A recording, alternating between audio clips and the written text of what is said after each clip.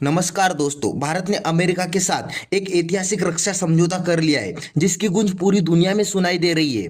यह डील है fifth generation aircraft engine technology को लेकर और इसकी कीमत है लगभग 14,000 करोड़ रुपए।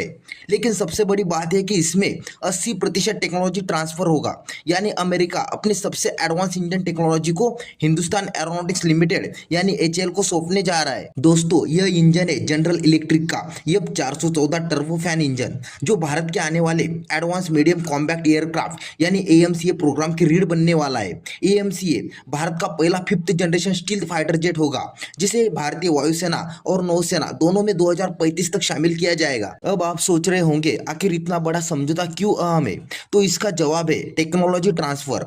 एरोस्पेस सेक्टर में अमेरिका जैसी कंपनियां शायद ही कभी इतनी बड़ी तकनीक किसी और देश को देती है, लेकिन भारत के लिए दरवाजा अब खुल चुका है। इस समझौते के बाद जीईएफ 414 इंजन की प्रोडक्शन भारत में ही होगी और एचएएल को मिलेगी डिजाइन, मैन्युफैक्चरिंग और भविष्य में अपग्रेड करने की पूरी क्षमता। एएमसीए प्रोजेक्ट की टाइमलाइन को बनाए रखने के लिए एचएएल पहले ही 10 इंजन एडवांस में खरीद चुका है। इसे भारतीय एरो इंडस्ट्री के लिए एक गेम चेंजर माना जा रहा है, क्योंकि अब तक यही सेक्टर भारत के डिफेंस टेक्नोलॉजी का सबसे बड़ा गैप था। अब जरा बात करते हैं तेजस की। एचएएल इस समय अपनी लाइट कॉम्बैक्ट एयरक्राफ्ट तेजस की प्रोडक्शन को भी तेजी से बढ़ा रहा है। अक्टूबर में वायुसेना को 2 तेजस MK-1 विमान डिलीवर किए जाएंगे। हाल ही में कैबिनेट कमेटी ऑन सिक्योरिटी ने 97 और तेजस लड़ाकू विमानों को खरीद को मंजूरी दी है, जिसकी कीमत है लगभग 66,500 करोड़ रुपए। इन विमानों को बनाने के लिए एचएएल ने 113 जीईएफ 404 इन 20 इंजन का कॉन्ट्रैक्ट 8,500 करोड़ रुपए में साइन किया है। यह सुनिश्चित करने के लिए कि इंजन सप्लाई की वजह से प्रोडक्शन रुके नहीं। याद दिला दे 2021 में एचएएल ने पहले ही 90 इंजन का ऑर्डर दिया था, जो कि 5,500 करोड़ रुपए में किया था। यानी दोनों ऑर्डर मिलाकर अब एचएएल के पास कुल 212 इंजन का स्टॉक रहेगा, जिसकी कुल कीमत करीब 14,000 करोड़ रुपए है। तेजस की प्रोडक्शन क्षमता को और बढ़ाने के लिए बंगलुरु की 2 लाइनों के अलावा नासिक में हाईटेक असेंबली लाइन लग चुकी है और यह अक्टूबर से लाइन चालू हो चुकी है। इसके साथ ही एक और डेडिकेशन प्रोडक्शन लाइन की योजना बनाई जा रही है, जिससे हर साल 24 नए विमान बनाए जा सकेंगे। इन नए तेजस वेरिएंट्स में पहले से ही कई ज़्यादा एडवांस हथियार होंगे।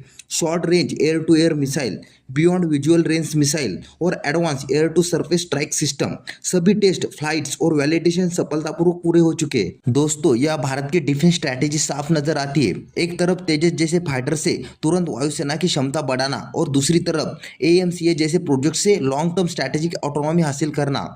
यह सिर्फ विमान बनाने की कहानी नहीं है, बल्कि भारत के लिए अपनी खुद की इंजन टेक्नोलॉजी डेवलप करने का रास्ता है। विशेषज्ञ मानते हैं कि जीईएफ 414 इंजन डील से भारत को सिर्फ एएमसी ही नहीं, बल्कि भविष्य में सिक्स्थ जनरेशन फाइटर प्रोग्राम में भी मदद मिलेगी।